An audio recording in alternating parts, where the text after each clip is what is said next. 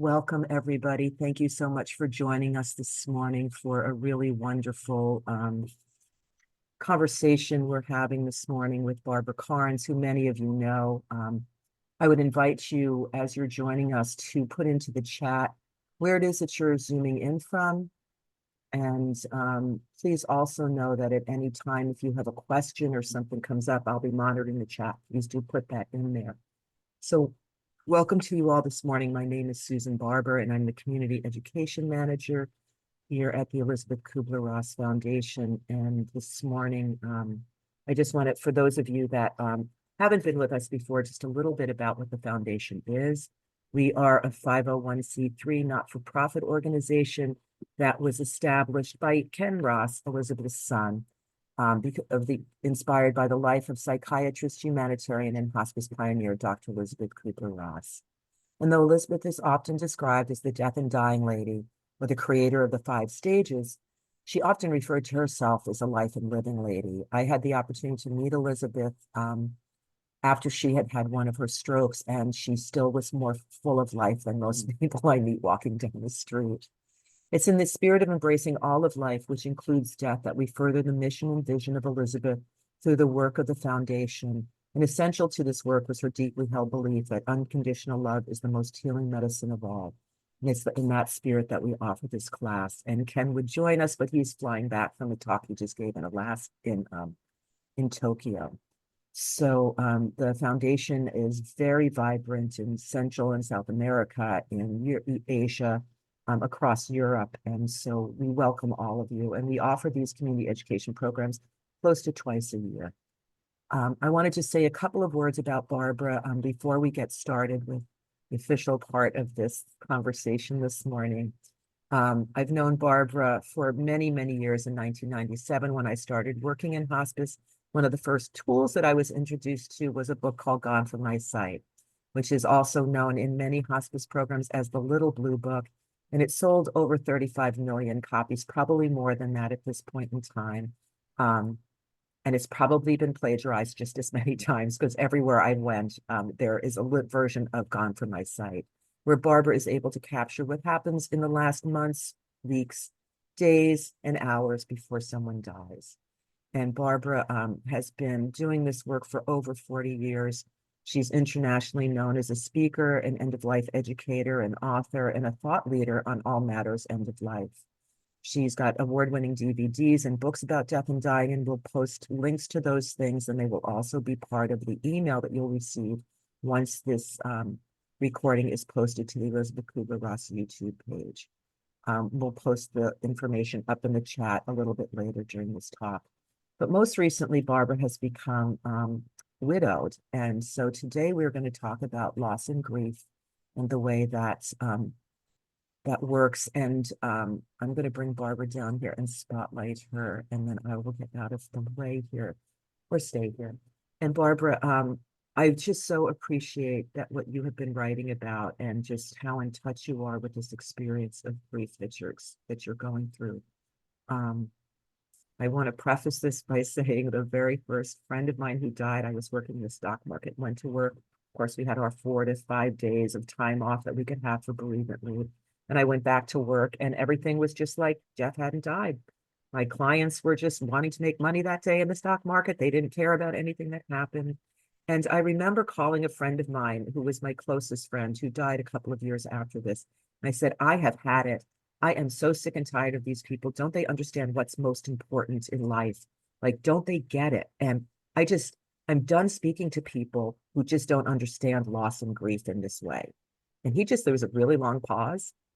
And I thought, Bob's gathering up all the support he's going to give me. He just said, well, then you're going to be a very lonely girl, Susan, because you didn't understand this before it happened to you. And that is the situation that most people are in, is that they don't understand this until they have a personal experience. And now you have, but none of the other people that you work with or see or visit every day have had it. So you just might want to think about this. So I just want to start by saying, which many people here are saying, is that, my condolences. I'm sorry to hear that your husband of 65 years died. And I also know that that he had been ill for quite some time. So I'd like to ask if you could just maybe talk a little bit, Barbara, about you and Jack and kind of your life and what that was like. Okay, thank you. I will have to say hello, everyone, and I'm glad you're all there. And I see pictures and I see smiles, and I want to say hi. Um, I met Jack when I was 17 years old. I was a senior in high school, and he was 24, only he didn't know how old I was. Mhm. I omitted the fact that I was 17, and he thought I was a nurse in a hospital when I was really a nurse's aide that worked on Saturdays and Sundays. But I left out a few things. So my mother, when I let him bring me home, um, my mother said, "What is a 24-year-old wanting to go out with a 17-year-old?" And I said, "Well, he doesn't know." And she said, "Well, when he comes and picks you up tomorrow," because he had invited me for another date, she said, "If I don't like him, I'm going to tell him how old you are." So he comes up to the door, and I mean, this is in the 1959. And so he's in a suit because that's what you did. And I was in a fancy dress, and he just wooed her. I mean, because he's a charming man. Notice I said is. A lot of times in my grief, he's still here. So anyway, I graduated, we dated, I went to nursing school, graduated from nursing school, and 2 weeks later we got married. Had 3 children, and I never worked as a nurse. And I think that that is a gift when I look back on it, Mm, because working with end of life, which I began in 1980, I did not have any preconceived ideas on how you take care of someone who's dying. My patients for 5 years uh, were my teachers. They're the ones that showed me there is a process to dying. They're the ones that I experimented on as far as how to emotionally guide the family and give them support, because there wasn't any classes. There wasn't any Elisabeth Kübler-Ross Foundation workshops and podcasts. Although I'll back up and say, speaking of Elisabeth, when I decided I wanted to work in end of life, there wasn't a lot to learn, but hospice was just coming to the forefront. And Elisabeth was in Chicago, and she came forward and announced that Americans are not taking care of their dying, that we're putting them at the end of the hall in the hospital, and that really we should be supporting. And so I spent a week with her at a workshop in Shanghai, Nalaya, um, because she was going to teach me. And I thought, and I learned a lot. But I think the main thing I learned from her was that we have to have our own house in order to help someone else.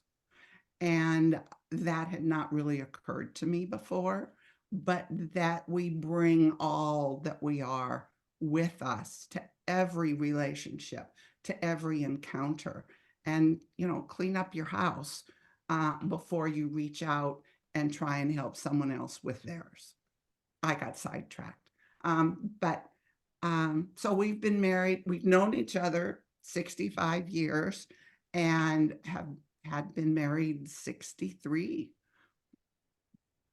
it's I incredible. think I think one of the interesting things as I'm looking back in my grieving, and I'm saying it while it's in my head, Mm-hmm.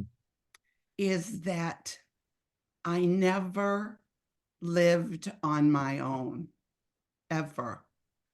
I had my parents, then I went to nursing school, and there was a really strict house mother who didn't let you get away with anything. And then 2 weeks after I got out of nursing school, I got married. I've always been a we, Mhm. and I am now learning how to be a me, how to think about myself in single terms, where all my life I've always thought of, I've been a we. I have not been on my own. Barbara, I'm curious about that experience. I was 48 years old before I ever lived on my own. So there's sort of relating to that because it was shocking that first day when I was alone here in my new apartment by myself with nobody here. And I was like, I'm curious, what has been the biggest challenge to that, and what's been the biggest surprise to that situation? I I'm learning Mhm. how to do what I want to do. I'm learning how to fill my time. Mhm. Um, we had our routines, our rituals. We watched Lester at 5:30 and then PBS, and now it's like, do I really want to watch Lester? No, I don't think so. I'm gonna watch Shogun instead. Mhm. I'm gonna do what I want to do without thinking about anyone else. And I've really never done that. And Mhm. so that's been my biggest challenge. And of course, um, I sleep now with I have a bedroom light that goes on so I don't have to walk into a dark bedroom when it's time to go to bed. I realized that I was uncomfortable doing that, and I double check all the doors to make sure they're locked. Even though we were old and he was old, he was still a sense of security as far as safety. And now that's on me. That's my responsibility too. So a lot of new living. And of course, I think of life as a school, that we are all here to learn something, and we have all these courses that life presents us. Well, my new course is to learn how to be a me, to to fill my time, to actually be more outgoing, because socially he was the talker. I'm Mhm. kind of the shy, quiet one, if you can believe that. And so I've had to learn how to reach out and be me. And Jack died 6 months ago, is that right? Mhm. Barbara, can you talk a little bit about, I asked Barbara earlier if this was okay, so I want to make sure everybody, I gave sort of broad strokes about the questions. And please, if you have questions or experiences, things that you've experienced, if this has been a path for you, please do put that up in the chat. I'm curious, 40 years as a hospice nurse and your beloved is diagnosed with something that um, maybe he was told that this is pretty much a terminal illness, or you knew as a nurse. I'm curious how that time was while Jack was declining in terms of his health and hospice came in and you were on the receiving side of hospice instead of the giving side of hospice. All right, well, let's start with, he had his annual physical. He was 89. Mhm. He had his yearly physical, which included a chest x-ray. Chest x-ray comes back with spots on it, and they say it looks really cancerous, and it's right by the lymph, all kinds of stuff like that. It becomes obvious that he has cancer of the lung.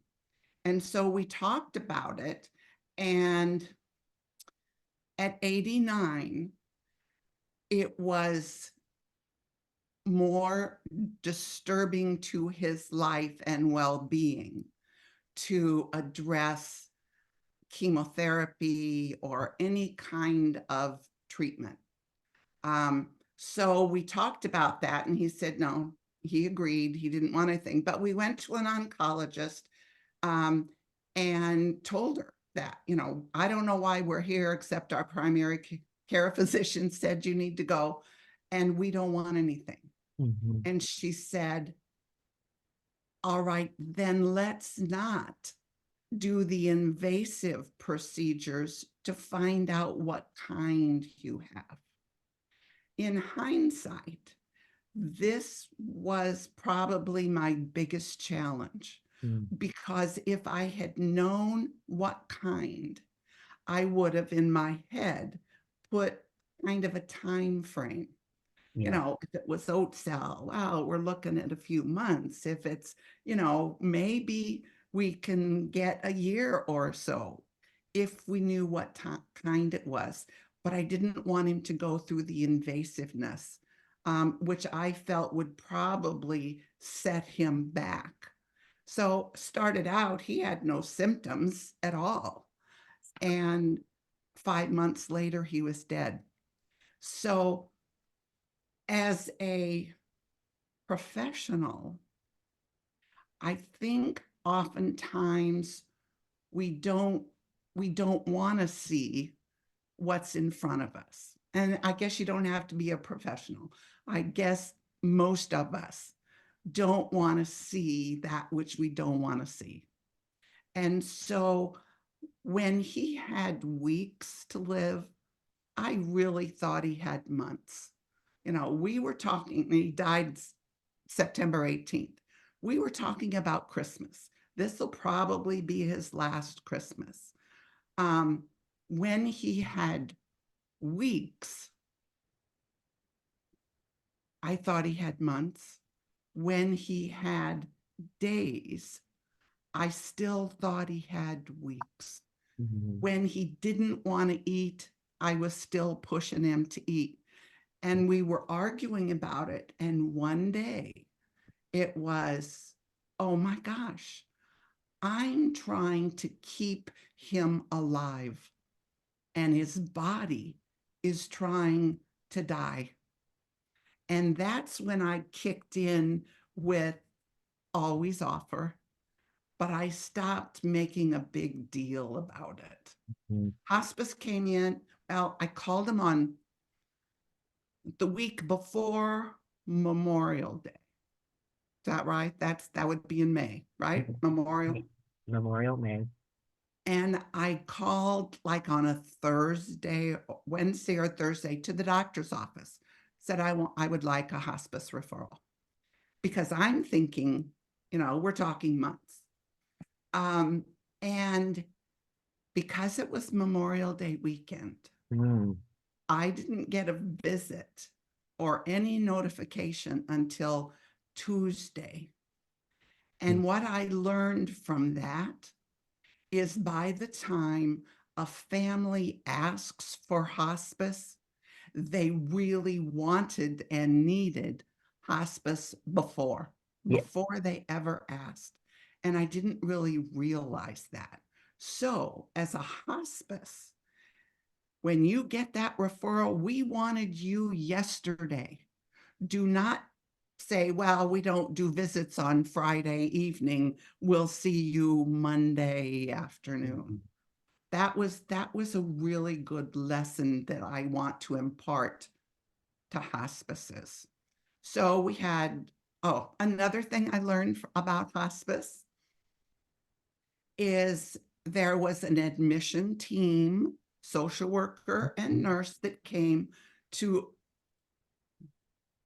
bring us onto the program, computer in hand, and spent probably an hour and a half to 2 hours talking, getting all the information. And as they're leaving, they then said, and your nurse is going to be. And the thing is, when a family finally reaches out, and we wanted the service yesterday, the first person that walks in the door, it's baby duck bonding.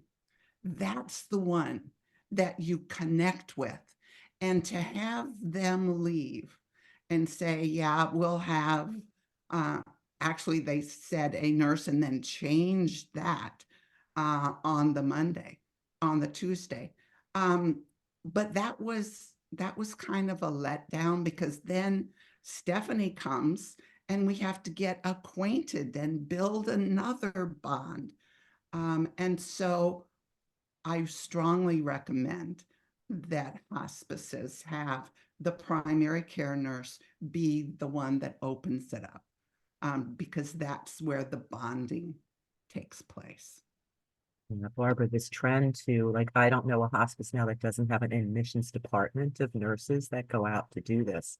And I agree 100%. It's exhausting. And even, hospice. I knew about hospice, but when I watched this, like, kind of unfold with my mother, like 20, 30 years ago with my father, it is exhausting. They didn't want anybody in the house. And finally, somebody showed up that they told their story to, and then they walked out the door and somebody walked in as if they had no idea what was happening in the house.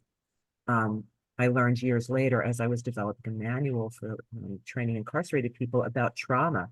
And this is a way to inflict trauma on people, have them repeat their same story, their same hard story over and over again to a bunch of different people, because on the back end, people aren't reading the notes or they aren't going through the charts. So I'm so sorry. And I feel like this is such a common experience that people have. One of the things I was going to ask you is, sort of later down the line, I was going to ask about this, but this seems like a good place, is um,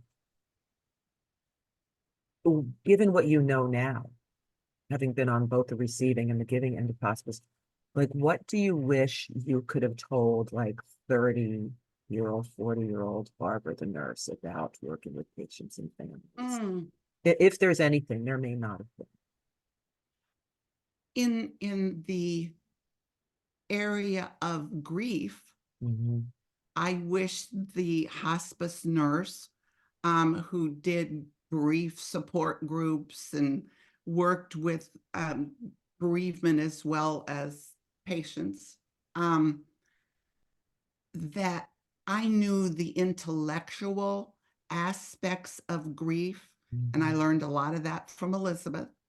But I didn't know the emotional aspects of grieving. And there is the stages, there is all that intellectual. But when you're walking in those grief shoes yourself, I didn't know I was experiencing the emotional side of grief. And as a professional, yes, my mother and my stepfather died, but it's not the same as a child or someone you spend most of your time with. And the emotional aspect of that grieving, um, I didn't understand. And I remember sitting at a kitchen table with a gentleman whose wife was upstairs in the bedroom dead, and I'm there waiting for the funeral home to come. And so I'm supporting him, waiting for the funeral home. He's sitting there and he's crying, appropriately so, and saying, I don't know how I'm going to live without her. I just don't know how I'm going to live without her. And I'm nurturing, and he goes, no, you don't understand. I don't know how to cook. I don't know how much money's in the bank. I don't know how to wash my clothes. I don't know how I'm going to live without her. And believe me, I now understand. I didn't know how much money was in the bank. I didn't pay the bills. I didn't know how I was going to live without him. And I have three wonderful children who have taken over and are my support and doing stuff that I don't know how to do.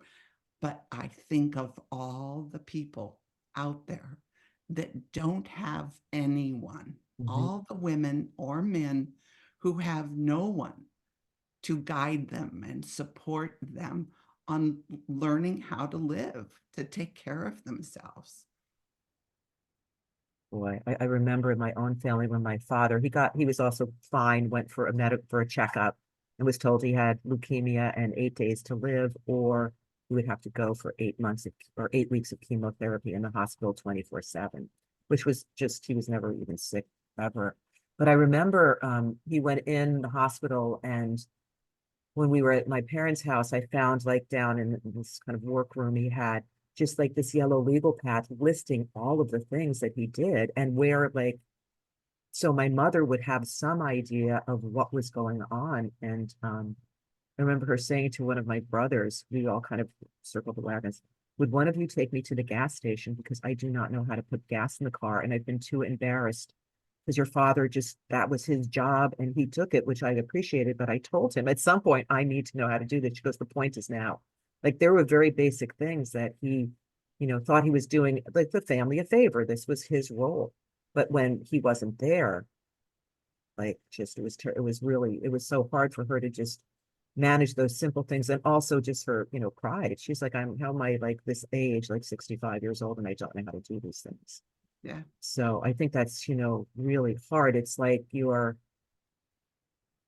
sort of internally working out who you are in this world now that's sort of this new experience, but also how do you operate in this world with all this sort of foreign information and in the exhaustion of just the grief, it's a lot. And Well, you really, I knowing that at some time in the near future he was going to be dead.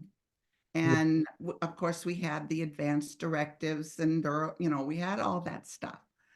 But I sat down, came into his office, this office, which was mhm, his, and said, with a notepad, and said, tell me what I need to know about our finances, about the banks. And he looked at me and he said, oh, not now. So I said, okay. Couple weeks later, notebook in hand, tell me what I need to know. No, I can't do it now. And that's when I thought he's never going to be able to share that with me. So I shared that with my son, and he said, don't worry about it, Mom. I will, I work with him and I know what it is. So that was a relief, that helped, yeah, until he died and we started going through everything. My son didn't know half yeah, of what was going on in Jack's mind and our life. yeah, yes. And that's like many things you learn. Rick, 1 second here. Many things you learn, like that's just a lived experience. Like you just learn that living through that. And I think about families where they don't like where kids don't want to listen to what their parents have to tell them about advanced care planning, about what will happen after they've died. But just as many parents that will not reveal anything to their children. And I understand it's like to protect them, but then to protect them from it's a world of hurt when you're trying to grieve your loss and also try to manage like how do we pay this bill? Like, where does this come from? Like, where is this going? And what's just all of it? So I appreciate it. I'm sitting in a pile of shame here because I'm trying to get all of that information written down for whoever in my family will be coming after me to try to figure out what credit cards does she have? Where's this stuff? Like, that's never been anything I really wanted to focus on in end of life care, but I realize how important that is for the people we leave behind. Oh, absolutely. Absolutely.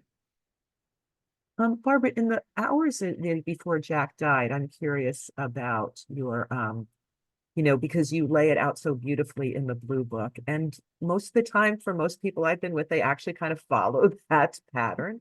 I'm curious if Jack followed the pattern and if you also recognize that as it was happening.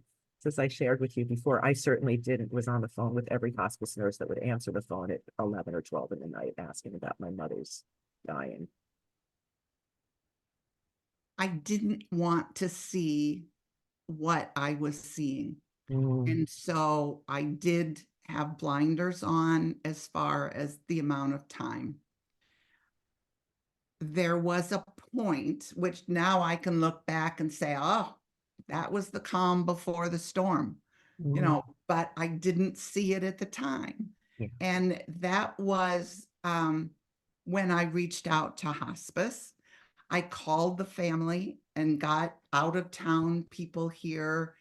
And we're talking days.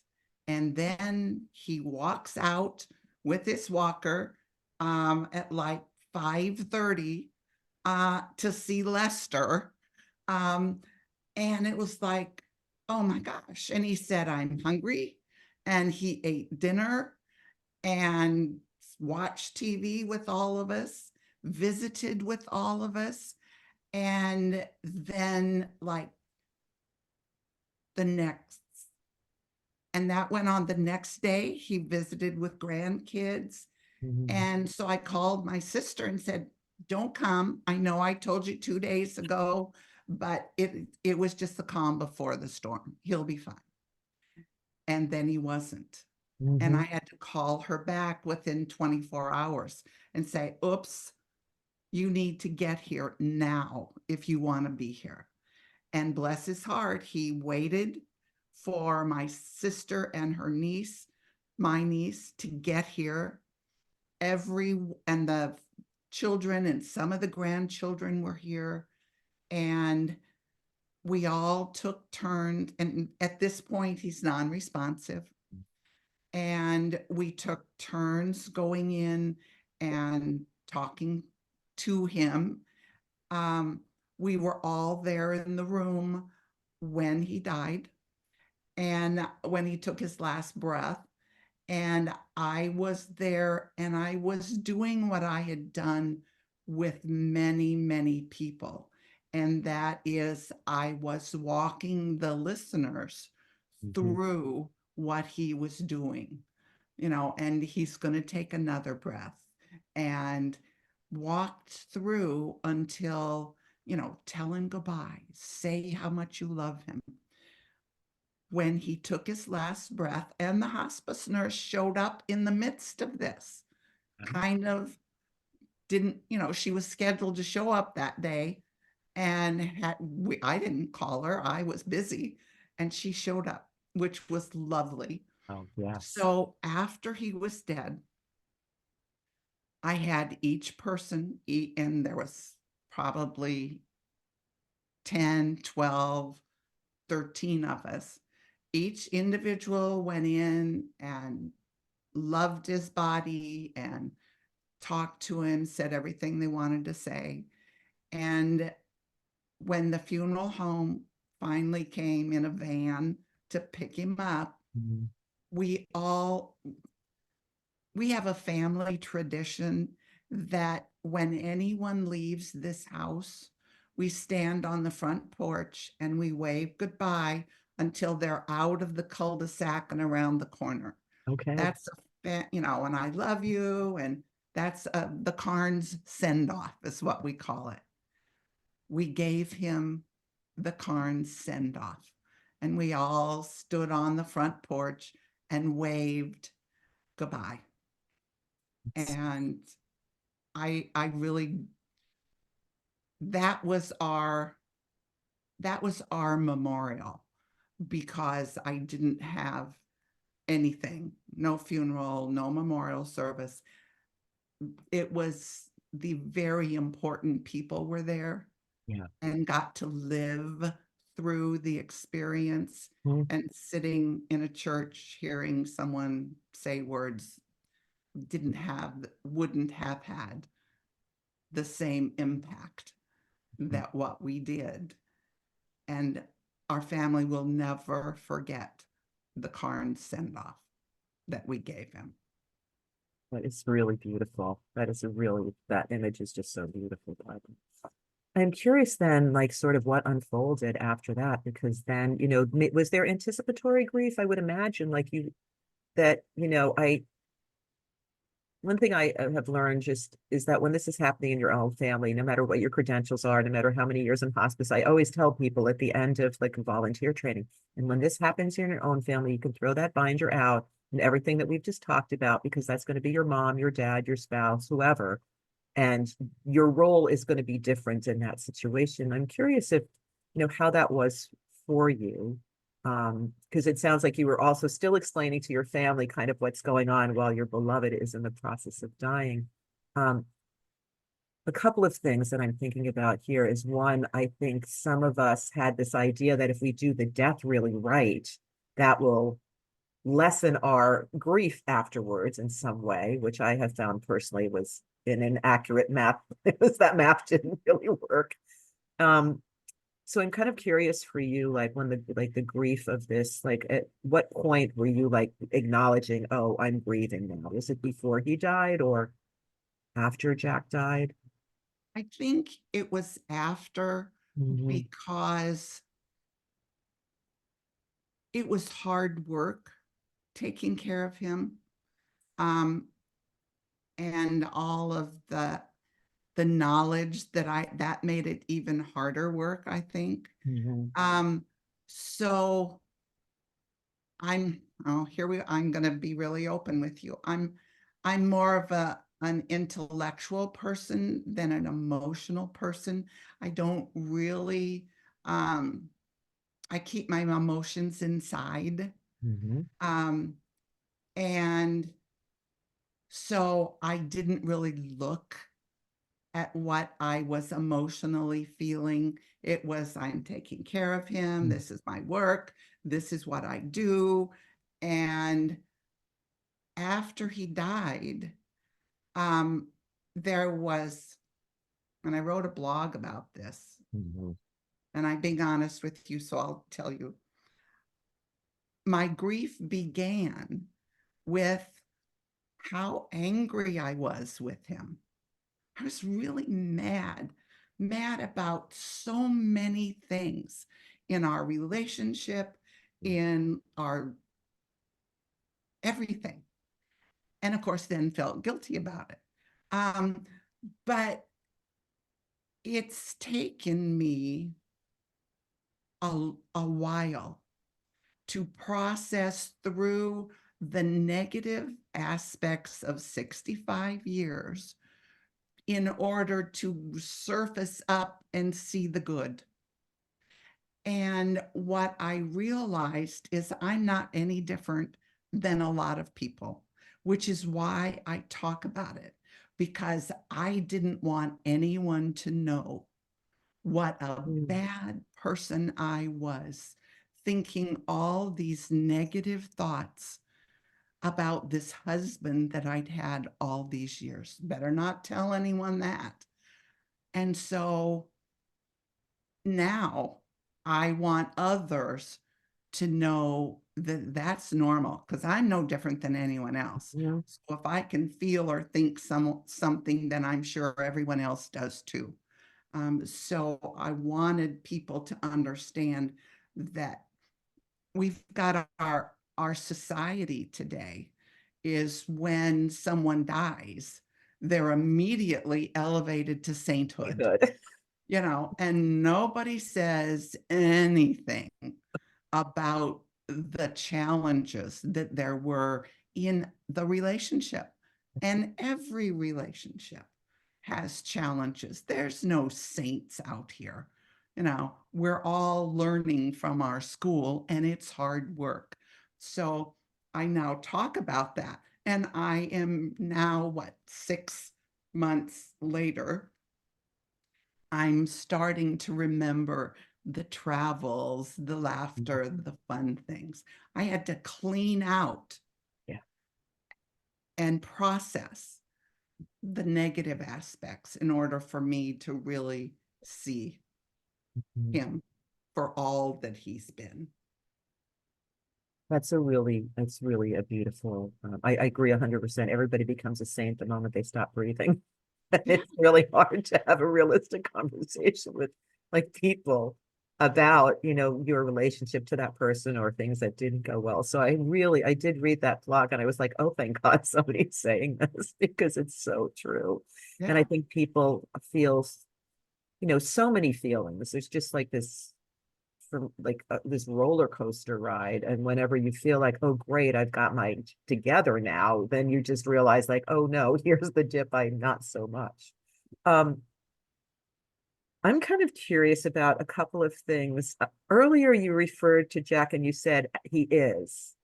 And you said, oh, in your grief, you're thinking of him as still present. And I just want to explore this a little bit because I'm just curious if you've heard from him or had any signs from him or any of those things since he's been physically gone from you. Interesting you say that because I went out to dinner last night with a couple and they asked me the same thing. Mm, And going out on a limb here, my belief system tells me that life is school, as I mentioned, and that when we die, that our first job mhm, is to figure out our life. What was this school, this course? What was it all about? That's our work. So I didn't want him to come back and show up at the foot of my bed, or enter into any kind of presence. I wanted him, and I do want him, to do the work that is his to do now. mhm, And I feel that we can, in our grief, want someone so badly that we hold them here against what they're supposed to be doing. mm, And it goes against what we in our grief are supposed to be doing. We're supposed to be learning how to live without this person. mhm. And I know people will disagree with everything that I just said, but that's okay. Something to think about. I appreciate Barbara, the guy that told me that I would be the loneliest person ever if I didn't shift my ideas about how people who haven't experienced a death might react or understand grief. When he died, he showed up for me so often and so frequently that I finally had to say to him one day, and I'm from New York, so this is not how we operate. Now I've lived in California for a certain amount of years, but not long and not enough years for this to seem normal. Like I'm like driving down the freeway and I could see him like almost fully formed sitting in my car. And I finally had to say, look, honey, I just like you're dead and this is not helping me right now because I should be like really grieving that you're not here. But if you're showing up all the time, number one, I feel like I've lost my mind. I can't tell anybody about this, but I also can't do this work of grieving. You need to do something else, at least for a little while. And occasionally I'll still have these like hits of him. But I feel like that I never thought I would say those things to anybody, especially not him. But I really, had to have that experience of being able to grieve this enormous loss. And I couldn't do it when he was showing up all the time. I had one patient that after he died, he came home with me. And I told him, you have to go to the light, just go to God's Mhm, light. mhm. You can't be here. Yeah. And he did. That was all. But sometimes people get confused when they get to the other side. Mm. And um, No, I appreciate that also. Earlier when you were talking about your emotions, I think that I can speak personally. I had for many years this idea that, that somebody's grieving because they're crying. And even though I'm not a crier, very rarely, like I can cry on the internet if I see a kitten that's rescued from like a sewer pipe. I can cry my eyeballs out about that. But like when the person that you love the most is dead, I'm just like not crying. That's just not the way it works for me.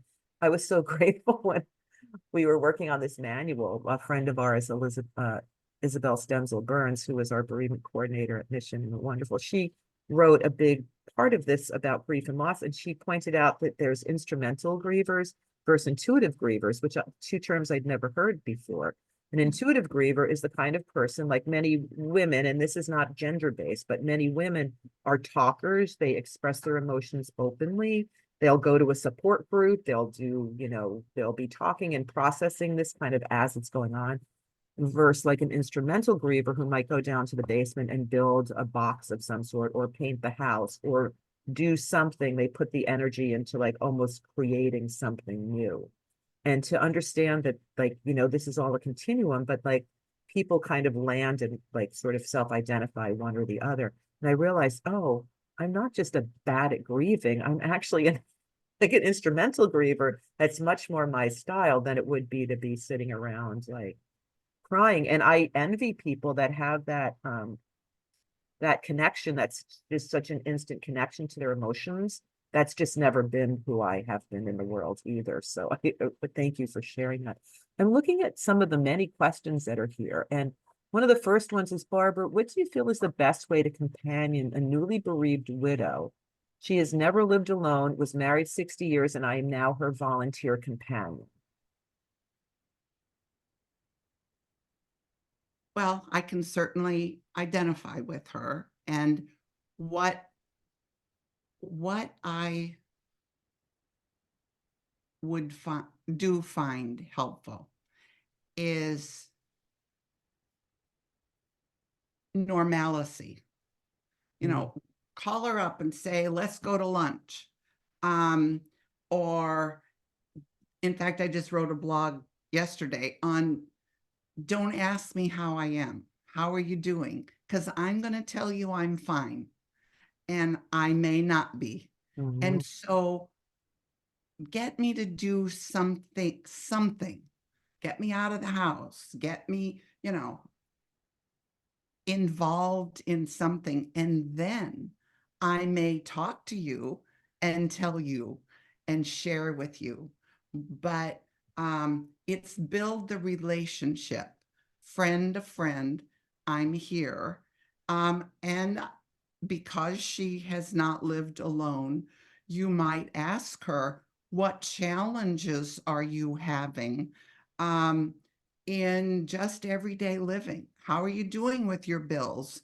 How are you doing with putting gas in the car? Because I think of all those people that don't have the family or someone to teach them what to do. So this woman, the widow, seems like she really needs support and guidance. She doesn't need to talk about her husband's death until she's ready. And if you develop a rapport and a relationship with her, just in living, then she may open up. But to me, what's more important is not, and of course, this is just my personality. It's not sitting and telling my story and crying. It's I'm trying to figure out how to pay these bills that are here, and what to do when tax season comes. These are things that a lot of us have never had to deal with. So be her friend.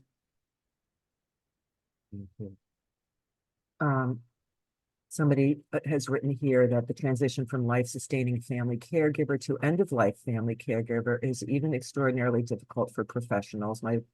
Bob, my late husband, and I had to make similar difficulty making that transition. Let's see. Oh, no, it was still overwhelming.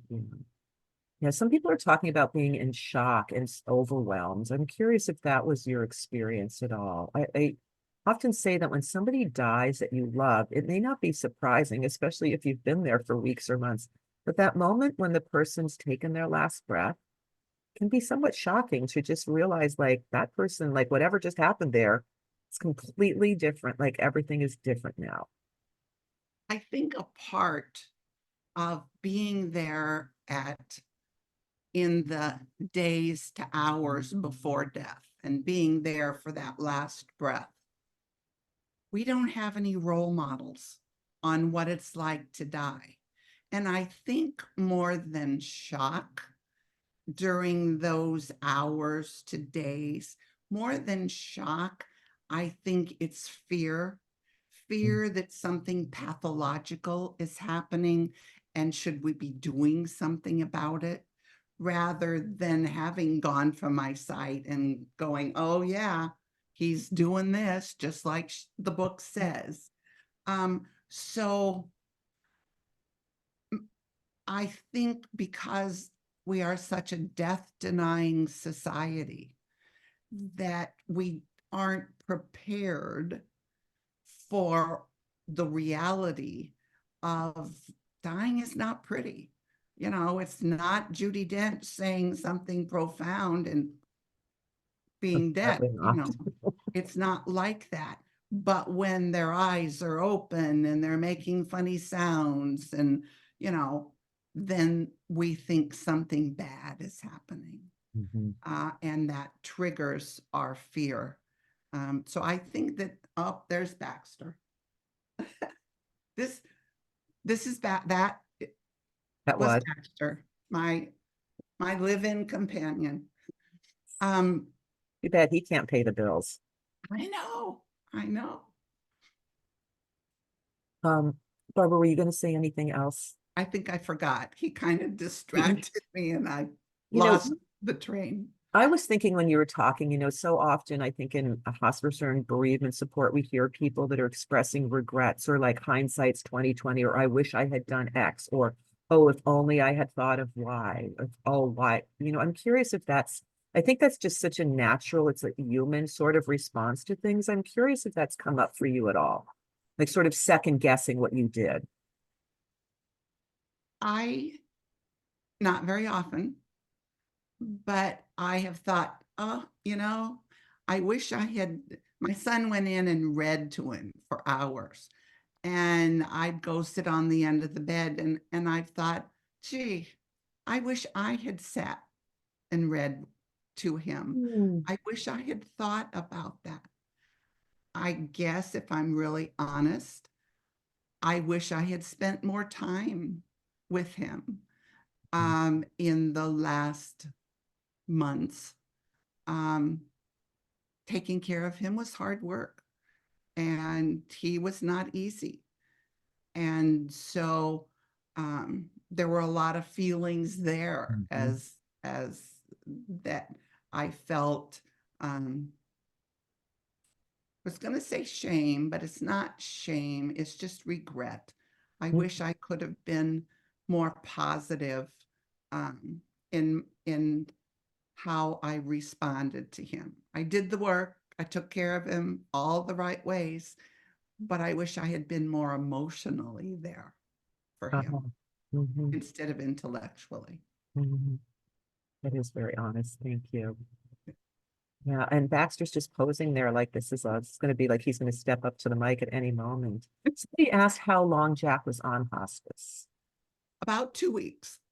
And that's really my fault, as I said earlier, because I thought he had more time than he did. And that's one of the big things that I learned and now aware of.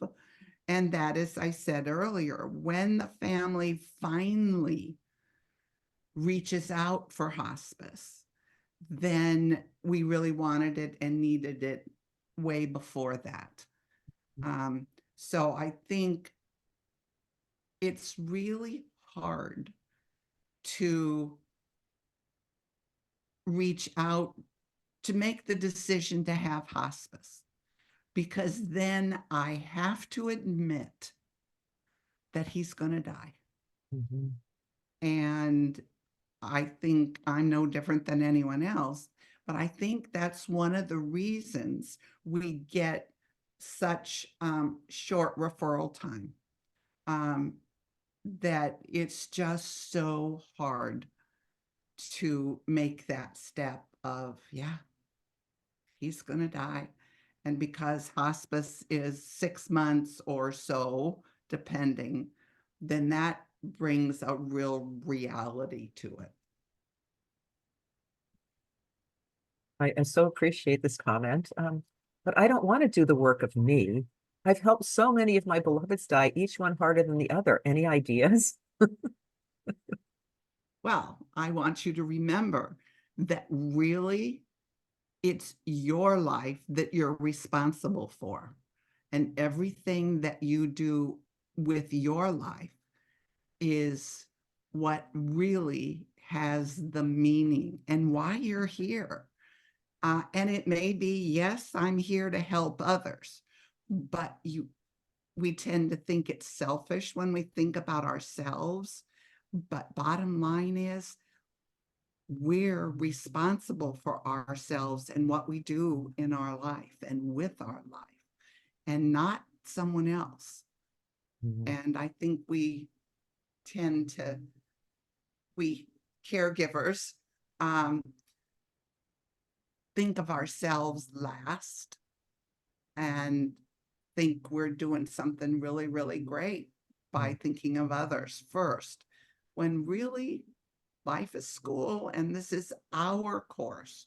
We're the student for whatever life is bringing us. Thank you. Here's a very practical question. Somebody was asking, is there like a list of things that we should have organized before a loved one dies? Bank accounts, insurance, credit cards, investments. My response to that would be talk to your insurer. Whoever your insurance company is will have this kind of a document for you to complete.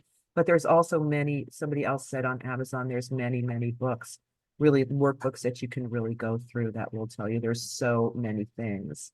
Yeah, just And Google. yeah, and let somebody know that where these things are, where you've put this information. Also, a really good suggestion is to try out an online death cafe. I 100% support that. We offer death cafes twice monthly, and those are available on the Eventbrite website. And Rye, who I think is here today, is our facilitator. Um, Lots of information and sharing of experiences there. Um, somebody writes here, I'm a full-time caregiver for my 95-year-old mother in Spain. She doesn't know if she has an insurance policy or prepaid for her cremation. Last week I was visiting crematorium. She won't talk about it. She hasn't got a clue. It's my burden and responsible to take care of everything in the foreign country. That is a full-time job there Yeah, for that's a sure. challenge. Um, Oh, and somebody, Dawn said, I can totally relate to what you've just said. I was walking my mother home last spring as a hospice chaplain, but still needed to just be her daughter. Um, and the same person says, and thank you so much for saying all of this. I felt like a failure, breaking down for months after the death, and I thought I should be an expert about dealing with death by now. Yeah. That's why I like to start off our trainings by, like, I end the training by saying two things. One, your real training will start when you go to sit next to the bedside of your first person you're supporting. And number two, you can throw everything out when this happens in your own family and don't expect you to know anything more than Joe Blow down the block. So that's Exactly. not always true for sure, but my beloved died 10 years ago. We had no children. He is still my only we. My heart is unavailable to anybody, to any new life suggestions, and somebody has, a couple of people responded to that. My wife, and another person said, my wife's only been gone a year, but I promised her my heart and soul forever. How can I move forward with somebody else in this lifetime if I don't have my heart or soul to offer? If I do move forward, how can I not feel like I'm betraying myself and my late wife? I think this is such a common question about forming new relationships after your beloved is dead, and how do you do that without betraying that relationship? And um One of the things that I recommend for actually all of us to do when someone close to us dies is, after, several weeks after, sit down and write that person that died a letter, and put all of your thoughts and feelings, your questions, talk write about the positive, write about the negatives, put it all on paper. The tears, put those on paper too. Then take the letter and burn it and scatter the ashes to the wind and let how well you live your life going forward be the gift of love that you're giving that person in a beautiful, cohesive relationship. We don't want our partner to suffer. We don't want our partner to not go on living, to not develop a life. So if you've had a good relationship, then part of that good relationship is they're going to want you to figure out how to positively go on living. They wouldn't want you to sit in your chair and cry every day and not go out and not interact with people. That's not love. They wouldn't want that. Thank you, Barb. One of the comments is referring to when you were talking about how we sanctify people the moment they stop breathing. A woman is here mentioning that her dad has been talking to her about some of the challenges he had over 52 years living with her mom, and it's allowing her to question like a lot of the things she does in her life is because that's how her mom did it. And do I really want to be this way or do things in this way? Let's see. And I also want to encourage people. I want to go through to see if there's somebody's encouraging you to please write about your experiences around this, and your teachings now on grief and grieving would be so helpful for so many, just as your little blue book has been. And there's people agreeing with that. Michaela, I'm going to put up in the chat, I'll put up where we can find Barbara's blogs. And that will also be included in the email that you'll get once this link is put up on the YouTube page. Somebody's asking, how are you coping today, Barbara? I think I will share. Last night, I went to dinner at a neighbor's house. Man and woman, friends that invited me over for dinner. And by the way, I am writing a journal, and we'll see where that journal goes at the end of the year. But I wrote in the journal this morning that as a we, Jack and I would go to someone's house for dinner or to a party, and he was outgoing and talkative, and he and the man would talk politics and the world and, foreign affairs. And the wife and I would be off in the kitchen and we'd be chattering about the weather. Last night, the three of us, man, woman, and me, sat at the kitchen table over our dinner and our glass of wine, and we talked about politics. We talked about the world, and we talked about, how can I put this? I felt, oh my gosh, look what I've been missing as a we, not just because we were a we, but because I gave, that was the roles we played. And it was really an eye opener to me that I have had opinions and knowledge other than my own field of expertise. I have thoughts about life and the world that I really was in his shadow with. And that's new to me. Somebody was agreeing with you about asking a bereaved person, how are you doing? She said, I'm a hospice professional. My husband of many years just died recently, and that's a question I'll never ask anybody again. Yeah, because I want to tell you I'm fine. Yeah.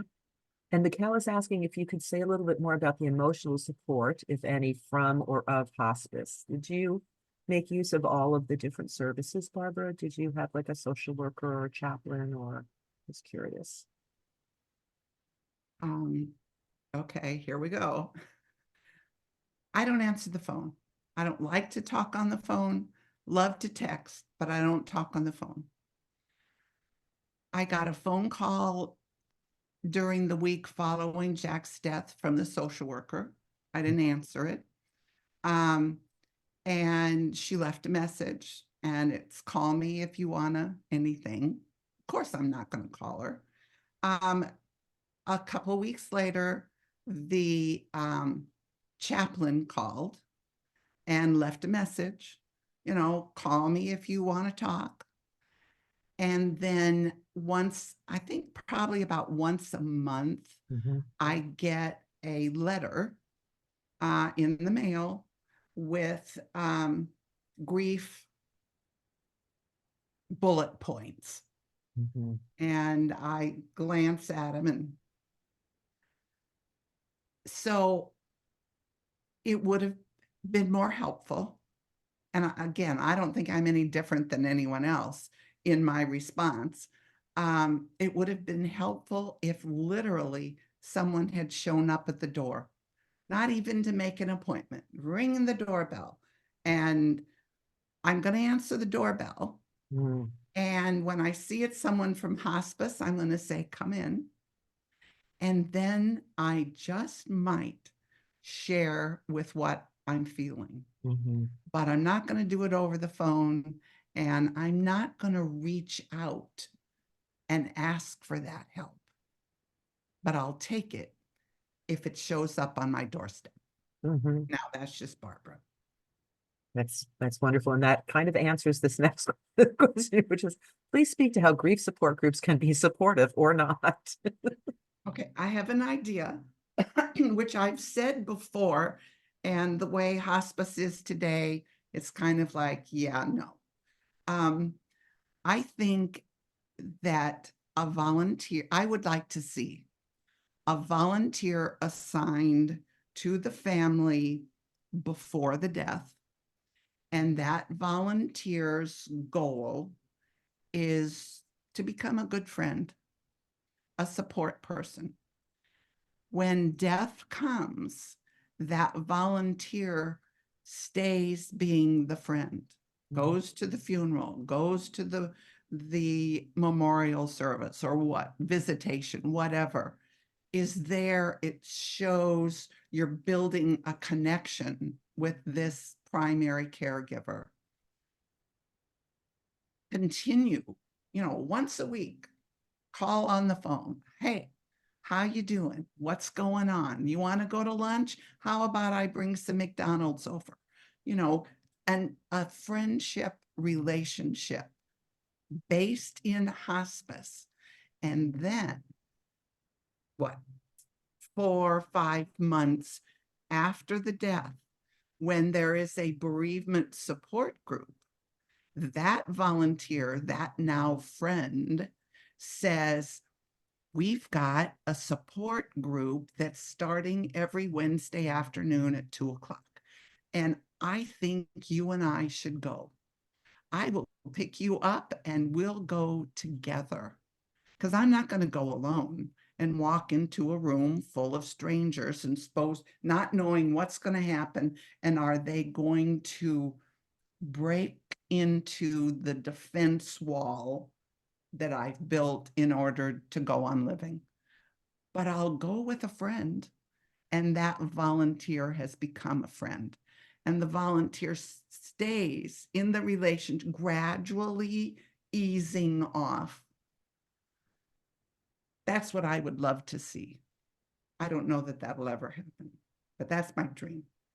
I've often wondered why the hospice volunteers, being a hospice volunteer coordinator for over 20 years, why their role stopped when the person died, because that's the time when the family really needs them the most. Like, it would make so much sense to continue that relationship for another 6 months or so until the person either says, thank you so much, but now I've found my own supports, Or can we do this, can we re-up this again for another 4 months and have like a agreement that at the end of the year after the death, although that's also a really difficult time for a lot of people because as you pointed to earlier, when someone dies, most people are so physically and emotionally exhausted from the caregiving they've been doing that the emotional stuff is like, yeah, you just went like whenever, but that's not what we're doing right now. Right now, we're trying to turn this very heavy person and change them so they're comfortable. But then this whole emotional stuff that goes on at about a year. My experience at the year anniversary, was Mhm. just, I was emotionally wrought because I didn't have access to my emotions at the time of death. The it was just all encompassing the physical, emotional, spiritual work of caring for someone who is dying. So, Well, and think about grief is like a huge wound. mhm, If someone took a knife and cut my arm right here, it would be an open, gaping, painful wound. That wound is is grief or immediate grief. mhm, It's this open, gaping, horrible wound. Gradually, this wound will heal mhm, and a scar forms across the wound every so often. I've got a scar that I got when I was 12 that if I touch that scar, even today, it feels different than the rest of me.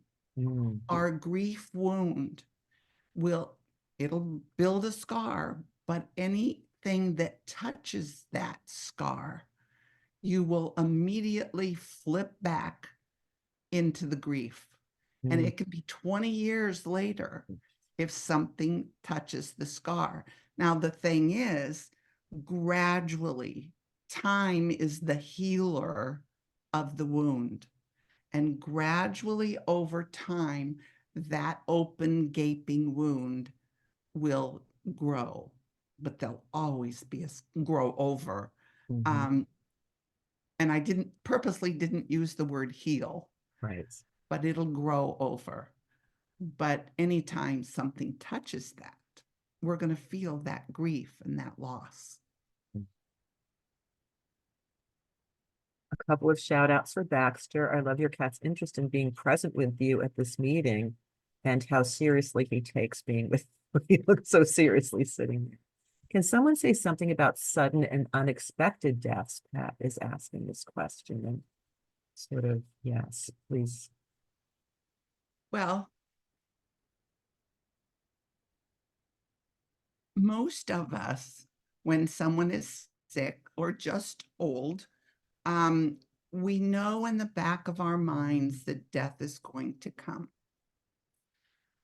It's not supposed to happen to the young, and it's not supposed to happen in a car accident or these days in a shooting. It's like, um, I'm going to say, a law of life is broken when death comes in what we consider an unnatural way. And that not only are you grieving the loss, you are grieving how the loss happened, and that you didn't have anticipatory grief. From the moment of diagnosis of a life-threatening illness, we begin grieving Mhm, that death before it ever happens. With sudden death, we don't have that opportunity to grieve ahead of time and kind of gear ourselves up unconsciously for what's to come. So it's like running into a wall of emotions that it's a whole different aspect to grief. Um, there's so many. I was going to encourage people if you would like to ask a question of Barbara, to put your hand up using the hand raising icon, which I am sure almost everybody would know by now. And it can be found under the three dots with the more at the bottom of the page someplace. Some of the versions of Zoom have just raise your hand, and either of those will work. Here's a question from, do you think you would have been open to a volunteer that you didn't know coming into your home? We find it so hard to get families to agree to having additional support, which could then turn into a bereavement friend or volunteer to offer continuing support. So while you're addressing that, I'm going to go back and look at some other Okay. things I missed. Yeah, I think that families at first will go, oh, no, I don't want a strange person coming in and I don't really understand what they're going to do. And do I have to have social skills with them? So it's up to the hospice nurse or social worker that has developed a relationship with the family and a trust with the family and the caregiver to help the family and caregiver to see the benefit of having a hospice volunteer. How about the hospice volunteer, Jeannie, will come over and you know what? You can go lay down and you can rest and Jeannie will be here and she'll deal with Harvey.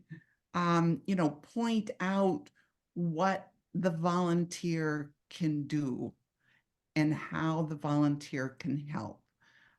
Where if the caregiver doesn't have a clear understanding of the volunteer's position in this, then that caregiver is going to think, well, I got to give her a cup of coffee. I'm going to have to sit down at the table and I'm going to have to entertain her. And I'm too tired. So I don't want one. So the volunteer outreach really is dependent upon it being sold to the caregiver and the family. Amen. Barbara, what would you suggest? And then we're going to go up to a couple of questions. What do you suggest the grieving person resists any invitations or like invitations that you've put out for them? Should I keep trying or just let her be? Or how do you think you would approach that? Or how would you feel like when people are offering you things and you're like, yeah, no. I think there comes a point where you get the message, I'm trying to reach out to this person and they're not gonna, I'm not gonna hear back from them. Or for whatever reason,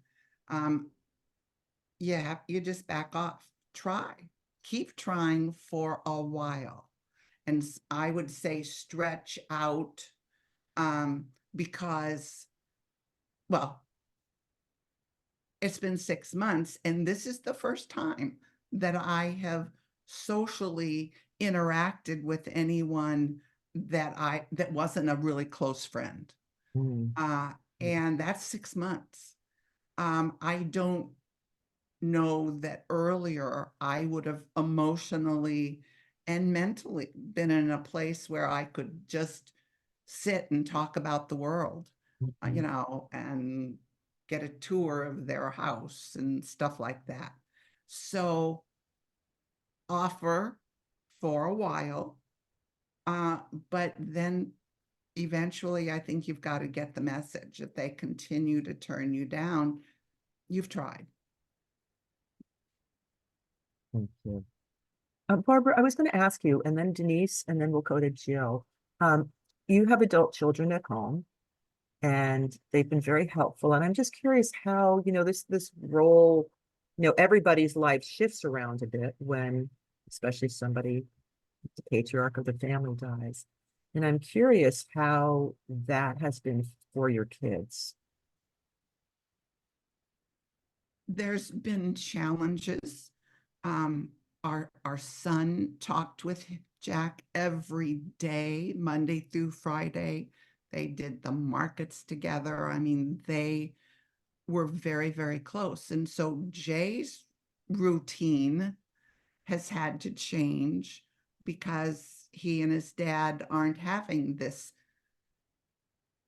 fun, I'm going to say fun time together. So Jay also has had to take on the responsibility of figuring out the estate and helping me, Jackie runs now BK Books.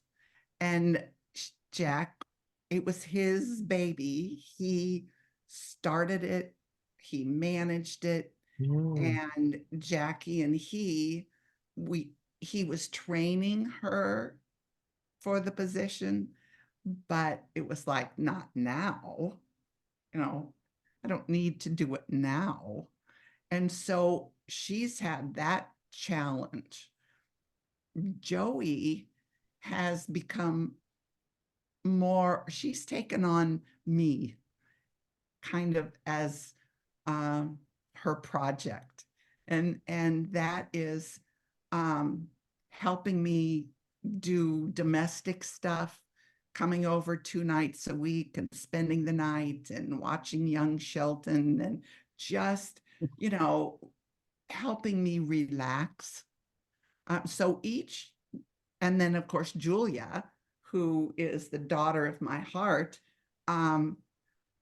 works for us, and her role has increased because now she's got to support Jay and Jackie and me more than, and I mean, she's always been a support, but more.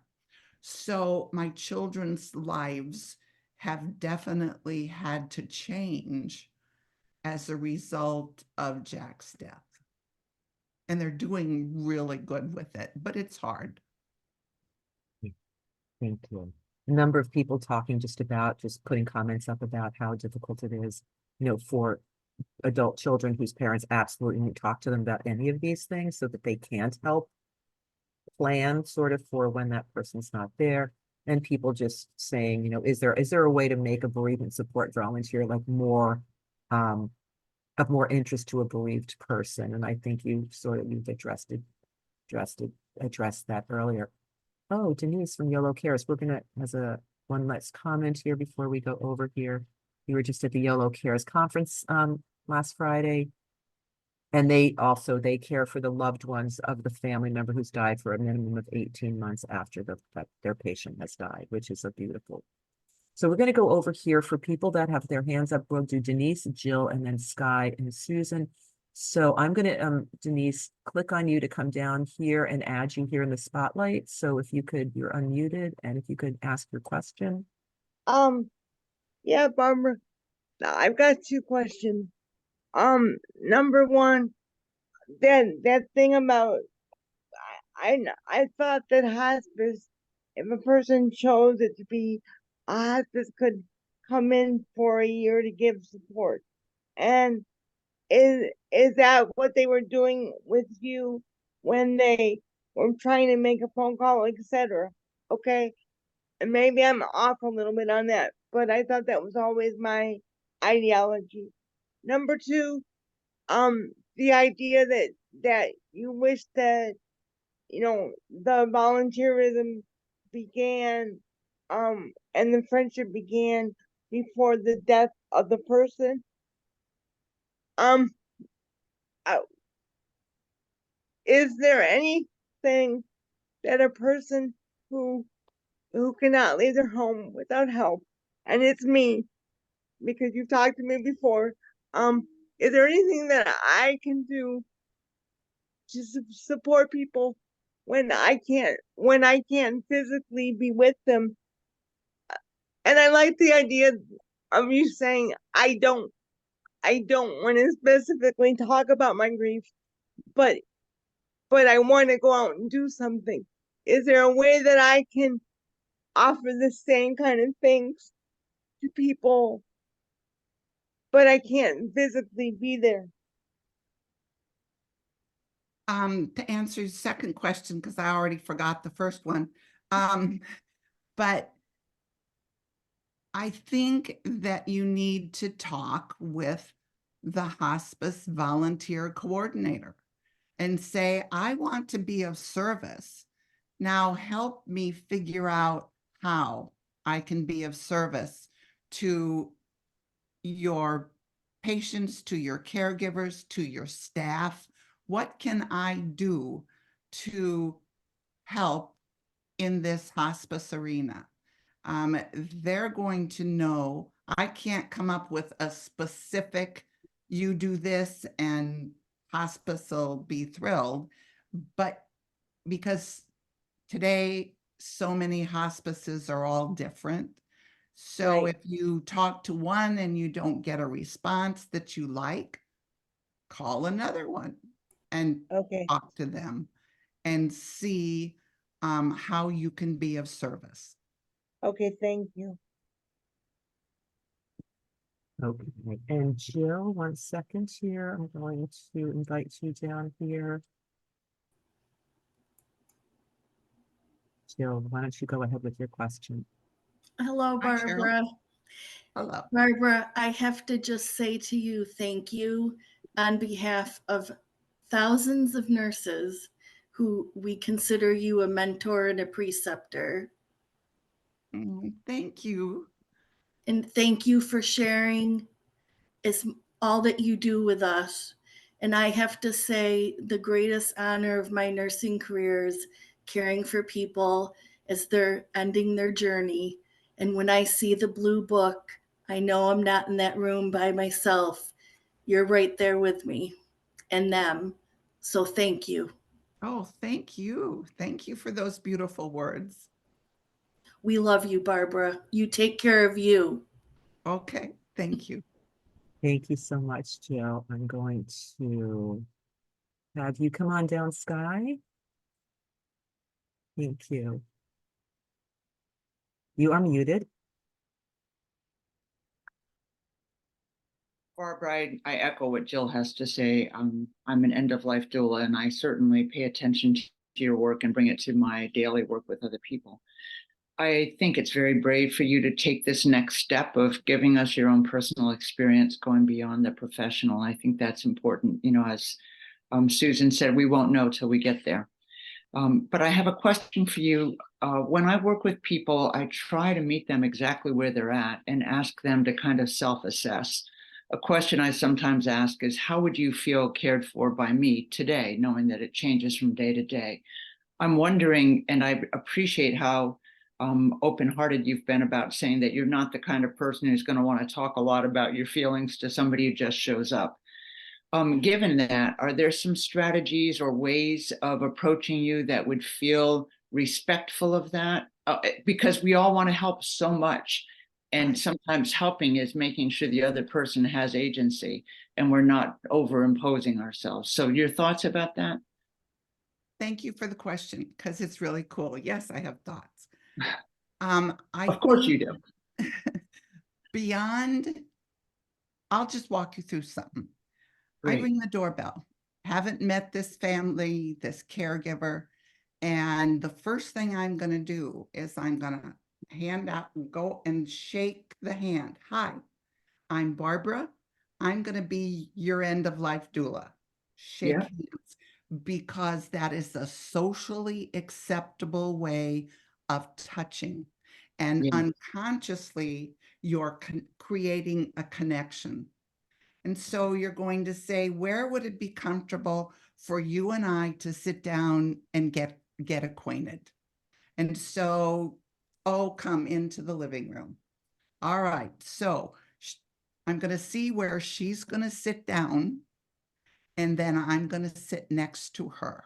If she sits on the sofa, I'm going to sit next to her on the sofa, where if I want, I can reach out and touch her. If she sits in a chair, then I'm going to pick the closest chair to her. If she sits down at the kitchen table, I'm not going to sit on the other side of the table. I'm going to sit next to her or at the corner of her, because I don't want symbolically anything to come between us. I'm trying to establish a person-to-person connection, so that then from that connection, a trust will develop. So tell me about what's going on. Tell me about your husband. How's he feeling today? Give me a little bit about what his challenges have been. What are your challenges? It's hard work taking care of someone. Yeah. How do you do that? Get this conversation on a friendly basis. Do not, and doulas probably don't, but hospice nurses and social workers do have computers. Mhm. Do not open that computer and start putting everything in it. You've immediately put up a block between you and the person. So if you have to use a computer at the end, if you can't do it out in your car, then at the end of the visit, when you're ready to leave, you say, I've got to do some of this paperwork for the government. And how about I just sit in here in the living room and I put this in, and then I'll be on my way. When I get to the door to leave, I'm going, depending upon how the relationship has gone, I will say, you know what? I'm a toucher. Can I give you a hug? Now I've asked permission, and they'll go, well, yeah. Or they'll say yes. And then as I come closer, they'll turn sideways or whatever. And then you put an arm around them.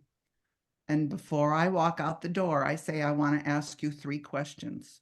Mhm. Have you understood everything we talked about today? Are there any questions that you want to ask me, whether about our visit or John's illness or the weather? I talk about anything. You can ask me anything. So before I leave, is there anything on your mind that we still need to talk about? And here's how you can reach me. Mhm. You are not alone. I'm available 24/7. And here's how you get me. That's, you. in my mind, the beginning of developing a relationship and a trust. That is everything. Thank you so much. I've taken good notes. Thanks Okay. very much. Thank you, Sky. Barbara, I'm noticing that we are just a little bit over time. There's one more person with a question. We could either end now and then I could stay and answer the question if I can. Or would you like to take one more question and then we'll close? I'm here. I've got Okay. nowhere to go. So I'm at your disposal. Okay. Pat F., I think I might know who you are. If you got, there you are. I'm going to bring you down here. I've known Pat F. since the 80s.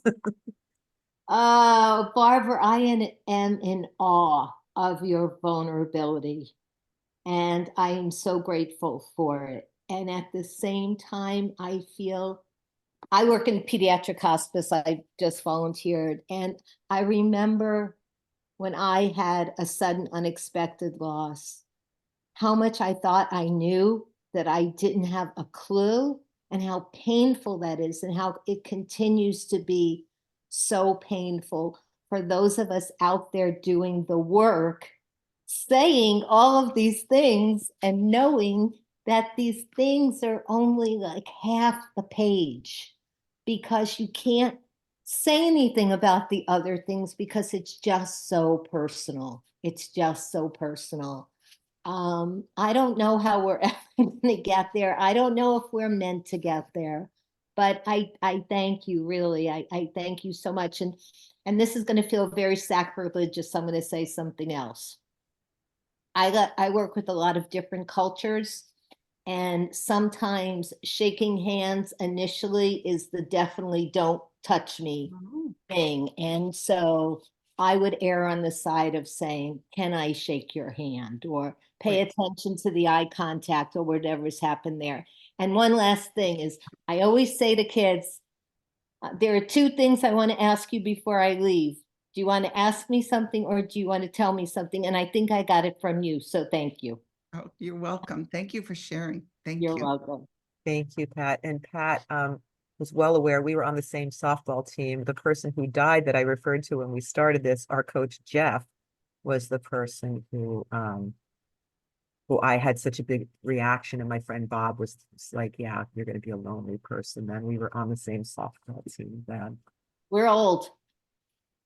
Thank you. Thank you. So Barbara, I just want to thank you so much. And I am going to also remove that from the spotlight there.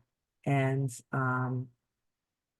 there was, I think I'll stay on and talk to somebody who's asking how to comfort people if your family member dies by themselves. I think that is a question that's not quite your circumstance, so I'm not sure if you would want to address that at all.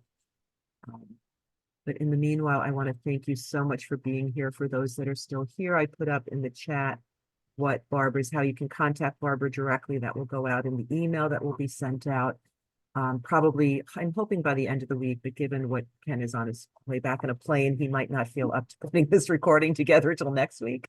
But Barbara, thank you so much. And thank you really for sharing your story. And, you know, I think this is the way we learn from each other. We're all students and teachers to each other. And I just I'm so grateful that you're speaking out about the grief experience that you've had, which I think touches so many people so deeply. So I'm looking forward to that book too.